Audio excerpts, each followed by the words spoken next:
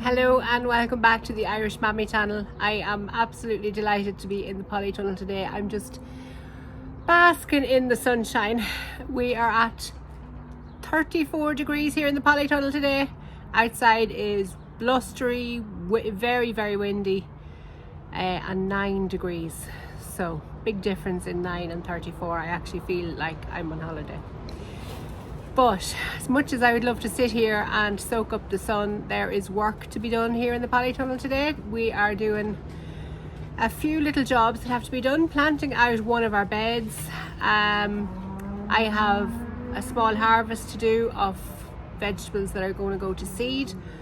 A few more jobs on the list too, but we'll see what we actually get done. If I get the harvest and the bed planted, I'll be very happy, and if I get more done, even better. So today, this is the bed we are planting. I have the Mypex pulled back off it. I went through it with a little winged weeder yesterday to try and get rid of all the tiny little weeds that are sitting on the top. They're just germinated on the top. They've started to die off in the heat today, which is great, but I have no doubt they will be back. So today we're planting leeks and celery, and I'm going to sow some spring onions as well. I may put some beetroot in it, in this bed, just a small few golden beets maybe. And then down at, well, at the front of the tunnel, I'm sitting at the back, you can see those lovely green leaves there. Those are my overwintered cabbages that never came to a head, and there's kale in there as well, and you can see the cabbage has started to flower, and even the kale there at the very back. See if I can show you. That's one of the kale there. It's starting to throw up shoots and go to seed. So I want to get all those leaves harvested. They're very wilty at the minute with the sunshine, so I may run the drip just to try and make them a little bit more sturdy, and we'll give them a while to soak up the water, and then I'll go through and harvest them before I leave. Other possible jobs would be to take down this A-frame at the back.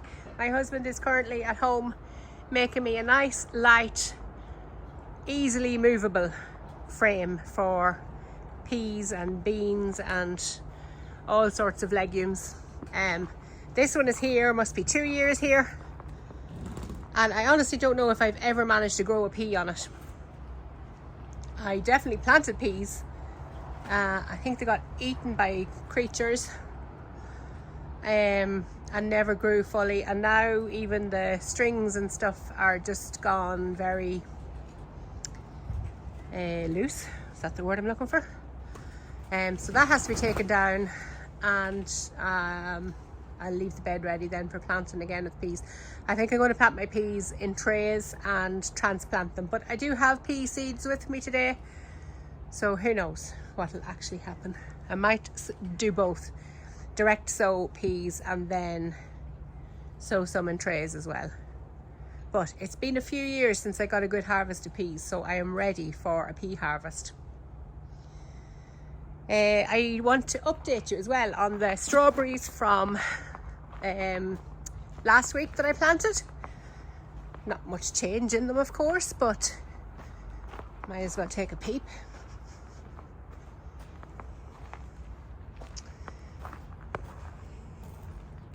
Still not much to look at, but they're looking a bit healthier. During the week they did wilt a little bit. I think they just weren't getting enough water, so I am supplementing the drip at the minute with the watering can,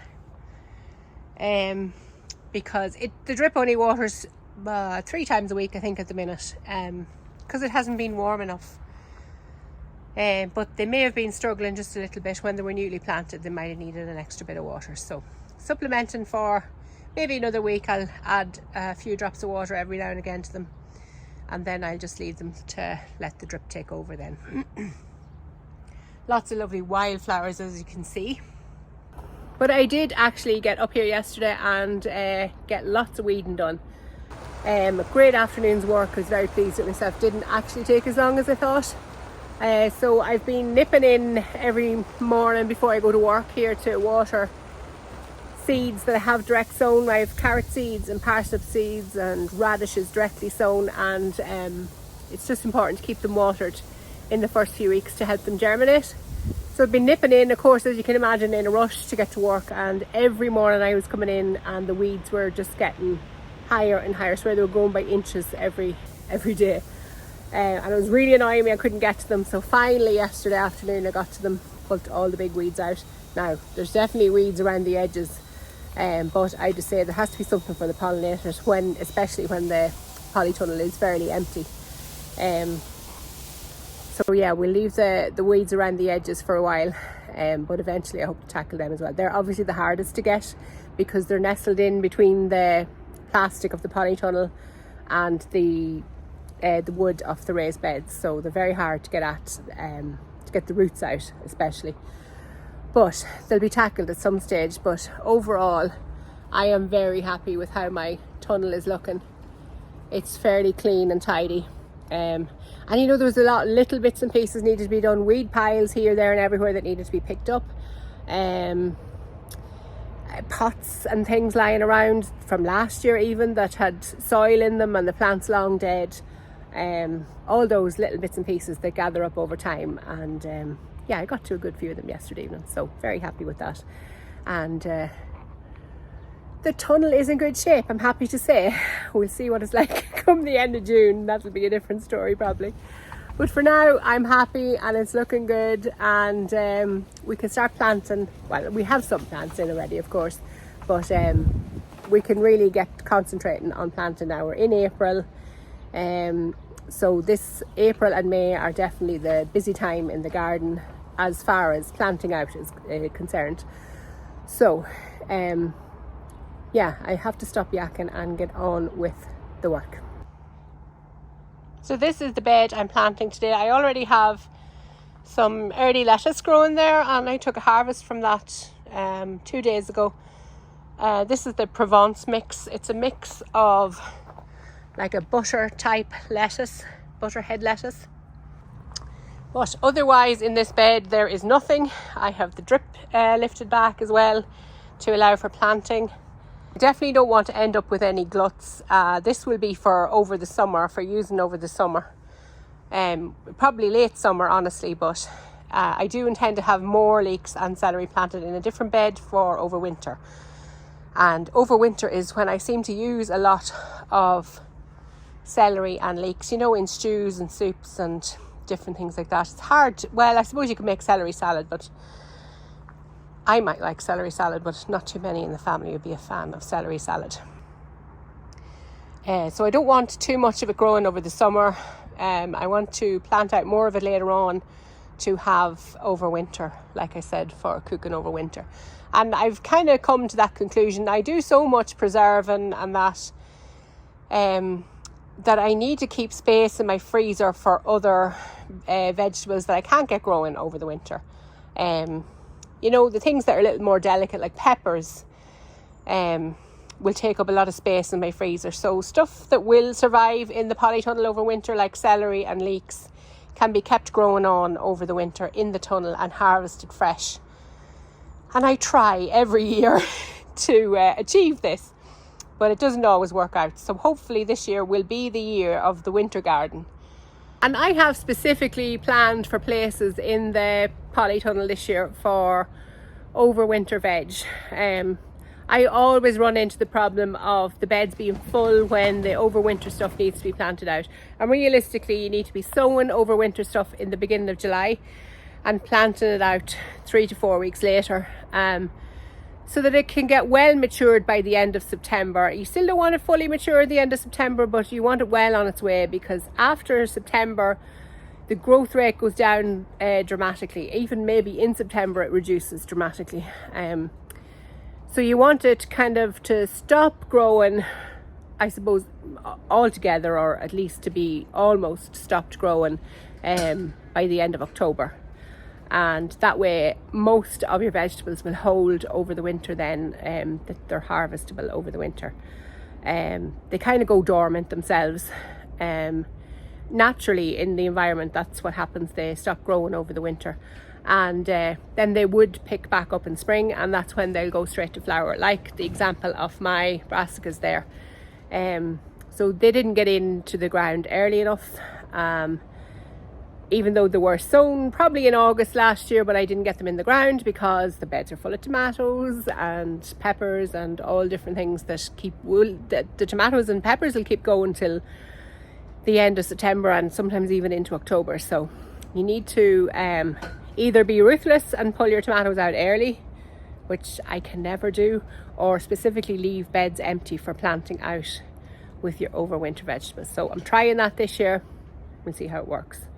I'm not specifically leaving them empty. What I am doing is planting early crops. So I have potatoes here. They're earlies and they'll be out in June, so that will be ready for planting. And I do have it in my plan what the progression is. If I just take a look at it here.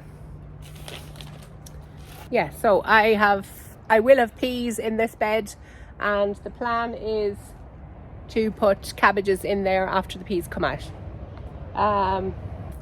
And actually where that cabbage is now, there's going to go lettuce in that for a short while over the summer, and then the plan is to get oriental greens in there, so things like bok choy, and I actually have a load of different ones I can't even remember the name of, Chinese cabbages, that are kind of dual purpose, that when they're young they can be used as lettuce, and when they're a bit more mature they can be cooked and sauteed in stir fries, which I have got to really like, is greens and stir fries. So that bed will be full of swede. Half of it will be swede, and then the other half will be what I'm calling oriental greens, oriental cabbages. So it's not that I have to leave beds empty, but I just have to be strategic in what I'm planting for an early harvest, either late spring, early summer, and then making sure that I'm putting winter stuff straight into those beds instead of what I normally do, putting more summer stuff in. So I might put more summer cabbages in, I might put green beans in. You know, there are lots of catch crops that you can put in that will be ready fast, like an early carrot, an early Nantes carrot or something like that, or beetroot. You know, they're all fairly fast growing at that time of year, and that's often what I end up putting in. But this year I have to be mindful and have it in the plan of putting in my winter vegetables in July, basically, at least having them sown in July, and a lot of them can be sown directly in the bed as well. So back to the task in hand. I'm going to get on with putting my leeks and celery in. Spring onions are going in as well here. They'll be direct sown, and then we'll get to harvesting cabbage.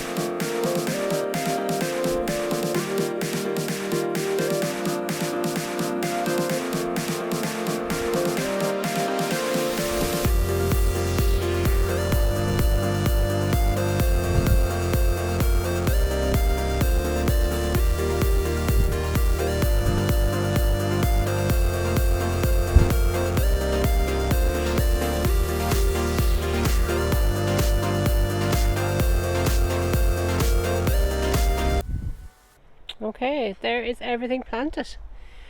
Not looking like too much at the minute, but you can see my celery planted fairly close together. There's about 6 to 8 inches between each of them, and that'll keep the heads, the celery heads, fairly small. Like I said, I'm going to have more growing over the winter. Oftentimes what happens to me is in the summer my celery starts to bulk out the beginning of August and take off. Oh, look what I just spotted. I'm not sure if you can see that there.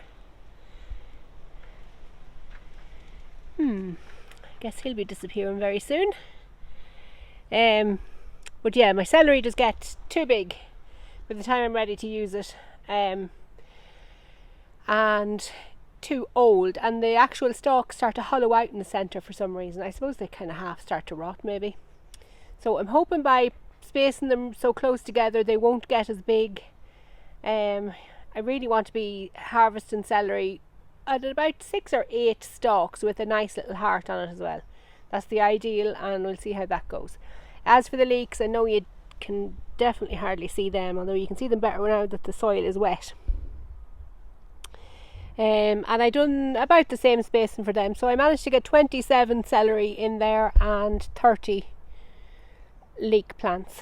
So that'll definitely keep me going over the summer, considering it'll be probably late July really before I get anything harvestable. And then, like I said, I'll have my winter crop coming on then as well. Now, as for the seeds, I've sown 5 different rows of seeds. I've just marked them over there with little markers, just so I know where to expect the seedlings to come up. And I'm actually going to get the seed packets to show you what I've sown.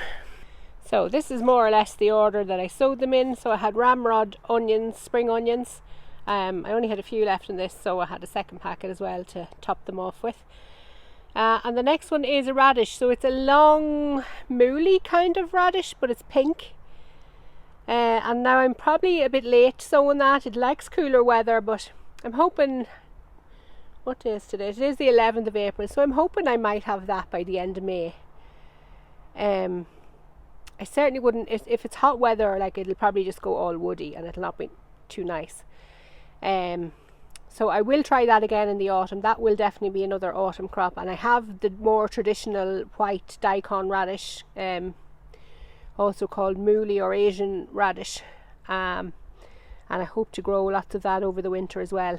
And my next row then, so I've done 2 rows of spring onions, 1 row of these Asian radishes, and I've done 1 row of the yellow beetroot, and I spaced them fairly close, about 2 inches apart, so that they can't get too big.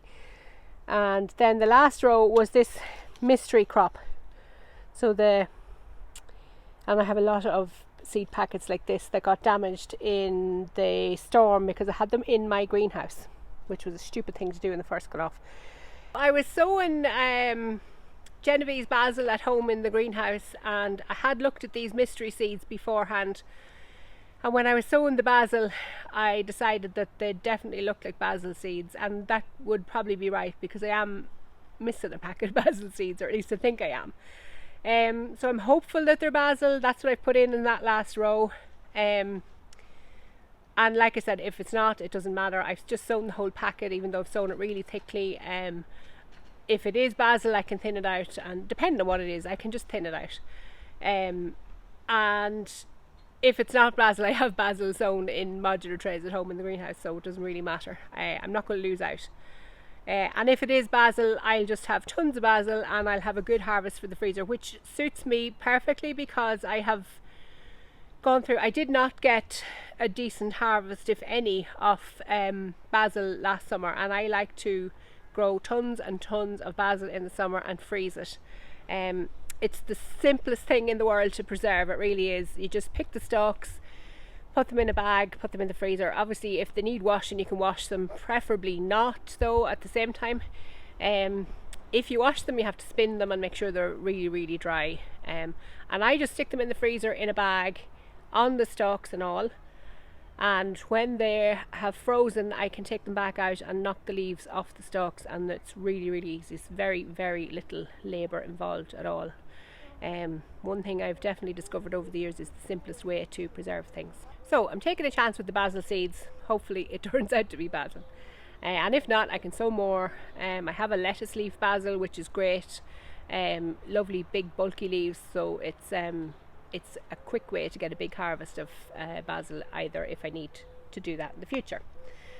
So then I put down the drip as well. The soil was really dry, so I had to water it in really well. I just repeatedly watered the bed about 5-6 times because it was so dry.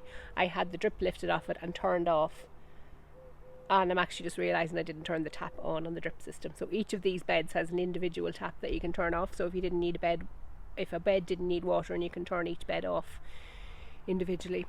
And I'm glad I've been talking about that now, because it just reminded me to turn the little tap on. Even though, because I have direct sown seeds, I will be in watering this every day, probably in racing before I go to work in the morning. And another thing I'm going to do is adjust the drip. So it has only been on, I think it's 3 times a week, and it's only on for 2 minutes maybe. So 6 minutes of drip every week is probably not a lot. So I'll up it probably to every day, and maybe up it to 3 minutes a day, see how that goes. And look, it be an adjustment all through the summer depending on the weather, which we can't depend on. So it's constantly, even though drip is definitely very handy, I wouldn't be without drip, to be honest. And I can see at home with my beds at home, like, I'm so tempted to put drip on those, even on the outdoor beds, believe it or not, because it is such a chore when you get 2 or 3 weeks of really hot weather. It takes a good hour to water those beds at home, to water them properly, if we have heat now. And heat in Ireland is 25 degrees Celsius, like. But it's definitely a chore, and I would be so tempted to add drip at home, maybe someday. But yeah, as much of a pain as it is having to adjust it all the time, it's nice to know that if you're away, your plants are still watered. You're guaranteed, even if they're overwatered, big swing, it's not that big of a deal for, a few days in a row to be overwatered. So I'm still going to harvest the leaves. And I'm looking at the time, I might get this pea frame taken apart yet. But I will be bringing you back, like I said, for lots of updates on the greenhouse or in the polytunnel over the next weeks and months. So stay tuned. Don't forget to subscribe if you haven't already. I think I said in the last video, I think 90-something% of my views are from non-subscribers. So if you are not subscribed, please do. It really would help me out. And don't forget to hit the thumbs up on the bottom, the notification bell as well, if you want to get notifications for when I post a new video. Okay, we're back to work. Just had a wee sit down there, and I am ready to get going again. I'm going to harvest all the lower leaves off these brassicas. So the first half of the bed is cabbages that never got to make their head, and the back part are different types of kale. So I have red Russian kale, I have Cavolo Nero kale in there at the back. I had a curly red, but it didn't seem to take off at all, or it's drowning somewhere in there. And there's another like plain green curly kale, like the regular kale. I think I also had Siberian kale. I actually think that could be Siberian kale there. I'm not entirely sure, to be honest. Or that could be cauliflower. Yeah, that's what that is. That's cauliflower stuck in there. But I am harvesting everything today.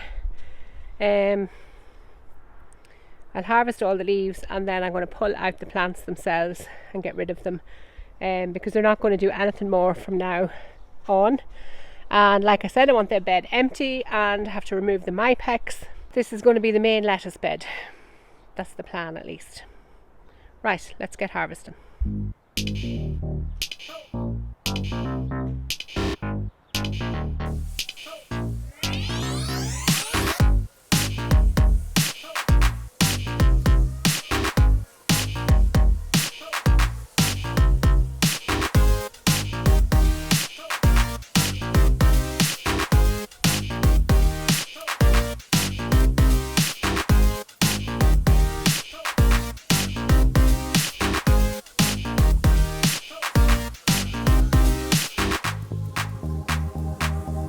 lots of work done today. That took me a little bit longer than I thought, but I got it really well cleared, so I'm very happy with that.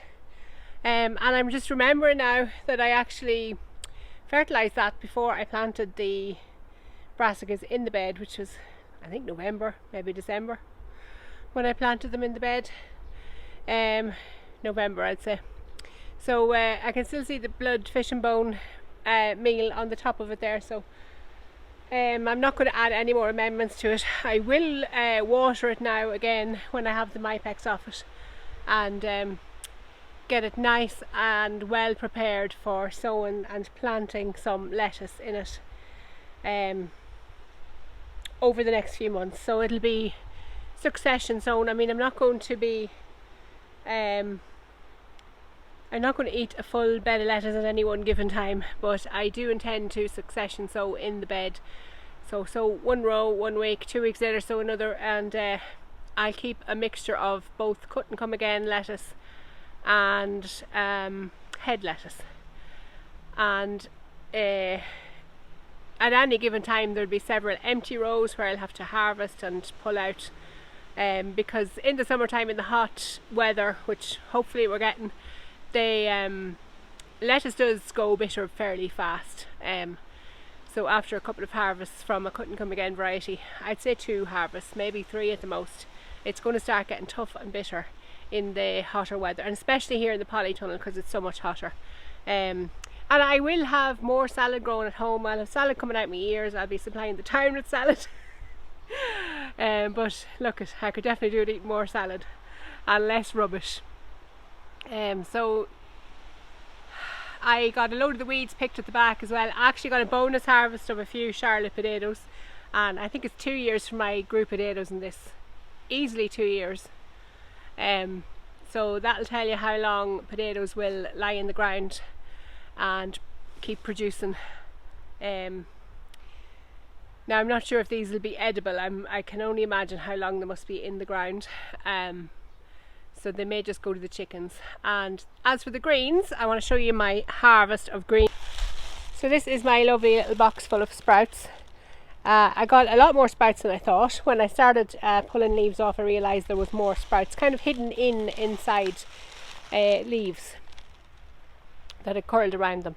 So I definitely have enough sprouts there, if they even make it to a pan, because I have my youngest daughter absolutely loves eating sprouts off that cabbage nature. Anything cabbage related, she loves to eat it. And then my next crate is my cauliflower greens. I'm pretty sure that they were cauliflower, and I'm not denying they probably would have grown cauliflowers, but I don't have the patience, and I have more cauliflower sown, so I gave up on them because they're in too long, I think, at this stage. My next one is the cabbage greens. Now some of those cauliflower greens may go to the chickens because they're that bit tougher and stronger tasting. So the plan is maybe do half of those cauliflower greens, and they'll be washed, sliced, blanched and frozen. And the same with the cabbage. So those are all cabbage leaves in there, and I'll probably mix 1/3 of the cauliflower leaves to 2/3 of the cabbage leaves, and that should leave it easily eaten. And I will use those greens in lots of different recipes, so like Tuscan kale and Tuscan white bean and kale soup, I think that's what it's called. And look, that's traditionally more a winter soup, but because I have this in the freezer, it'll be perfectly fine. Minestrone soup's another great way to use it. Ravioli, stuffed ravioli, they're absolutely gorgeous with wilted kale, ricotta cheese, parmesan, black pepper, and then served with nice fresh tomato sauce. Delicious as well. And of course spinach is lovely in those as well. And I'll also just do just saute them off with butter in a pan for a quick side for dinner when I'm stuck some evening. If I've not got a harvest that evening from the polytunnel, or I have nothing in the fridge, it's very handy to just take them out of the freezer and use them. And also they can go in frittata, There's loads of things I could wax lyrical about, food and kale and cabbage greens from the freezer. So I think I'm going to leave it at that today. I'm going to leave my pea frame for another day. I'm ready to get these home. I have to take into all these at home and get them prepped and put away, because you don't want to leave them lying around. Like I said, the chickens will get some of them, but there's still quite a bit of processing to do there, to get it to the freezer. And we're 5:30 in the evening and dinner still has to be got as well. So I am going to leave it at that. Thank you for coming along with me on this work day in the polytunnel. Don't forget to hit the like button down below if you enjoyed what we were doing today, and the notification bell if you want to keep following us, and subscribe if you haven't already. Definitely very important. We will be back next week. I will see you in the next video. Thanks for watching. Bye bye.